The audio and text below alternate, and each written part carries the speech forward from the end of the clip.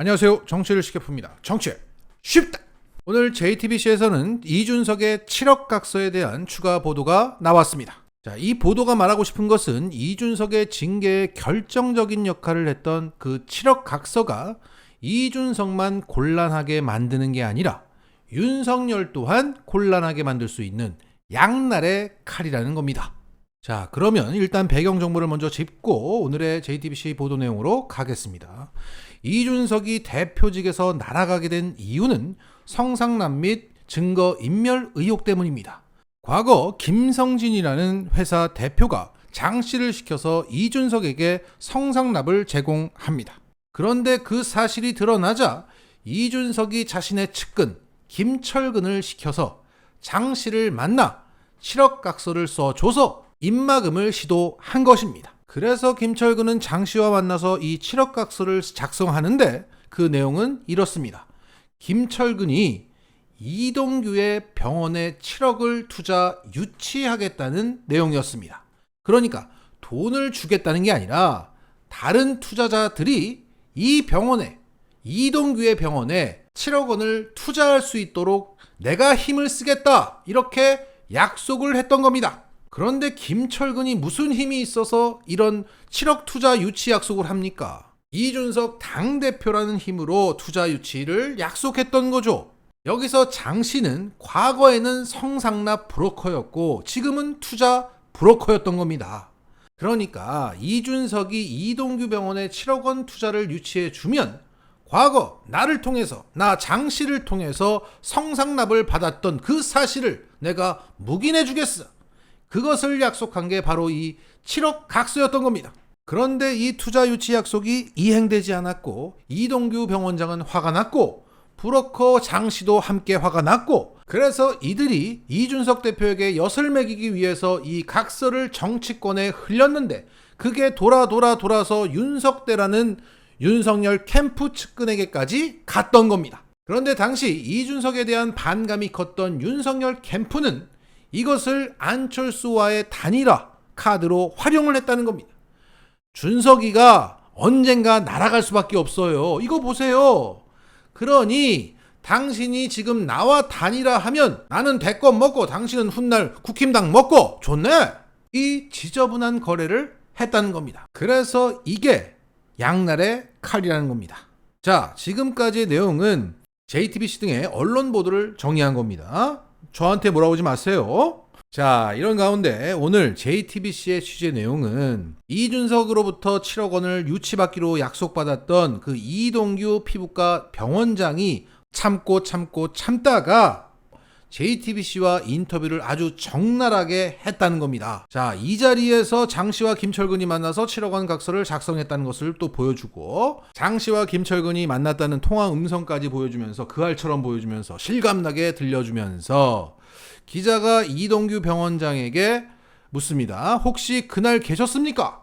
각서를 다 작성하고 나서 김철근 정무실장과 인사했습니다. 이준석 당대표의 그런 문제가 있고 하니까 그래서 투자를 약정하기로 했습니다. 자, 여기서 이준석 당대표의 그런 문제가 있고 하니까, 여기서 말하는 그런 문제는 성상납을 묵인하겠다 이거죠. 그래서 묵인하기로 하고 투자를 약정하기로 했습니다. 이렇게 얘기한 겁니다. 그러면 결국에는 그 돈이 들어왔습니까?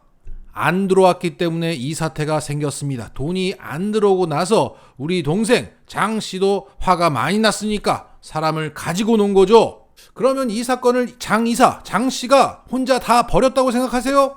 장 이사가 우리 동생이 정치권에 아는 사람도 없는데 어떻게 가능하겠습니까? 중간 다리는 당연히 있겠죠. 그러면서 이 7억 각서가 지역 건설업자 김모 회장에게 넘어갔다고 하면서 이렇게 말합니다. 김땡땡 회장은 내가 알죠. 내 투자자니까. 윤석대 전 후보는 저하고 같은 당에서 같이 활동을 했으니까 대전 사람이니까 잘 알죠. 그러면서 하이라이트를 얘기합니다.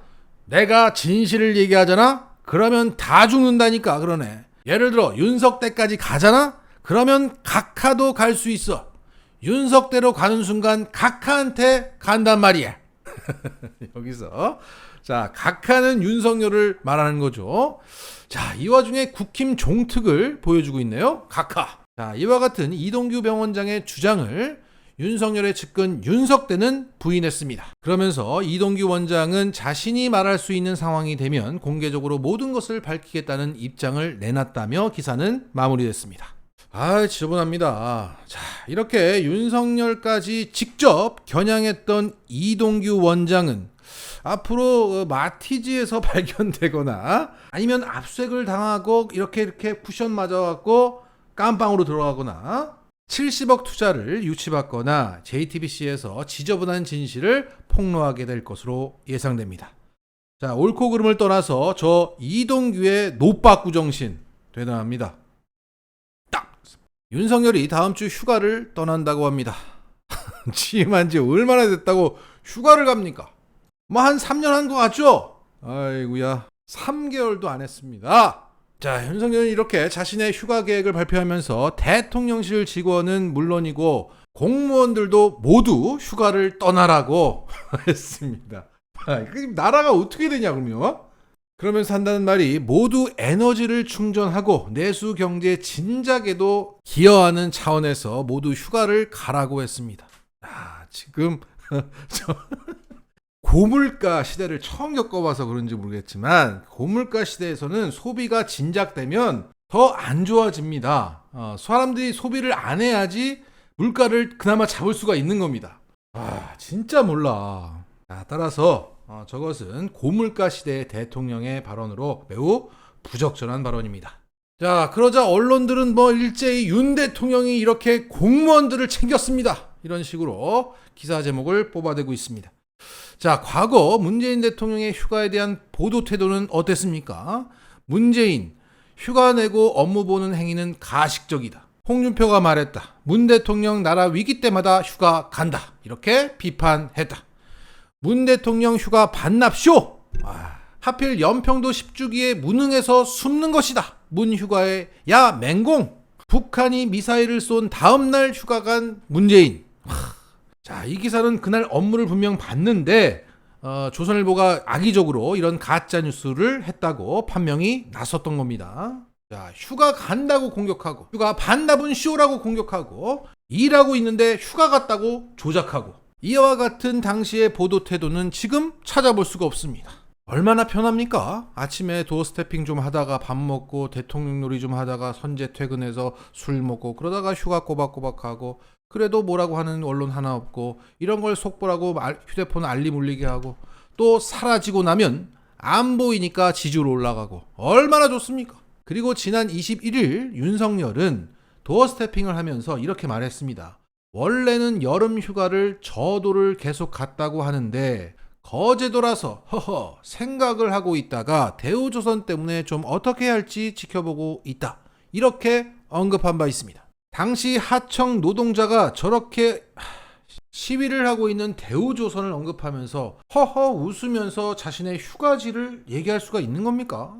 자, 정리하겠습니다. 저는 여름 휴가를 반납하겠습니다.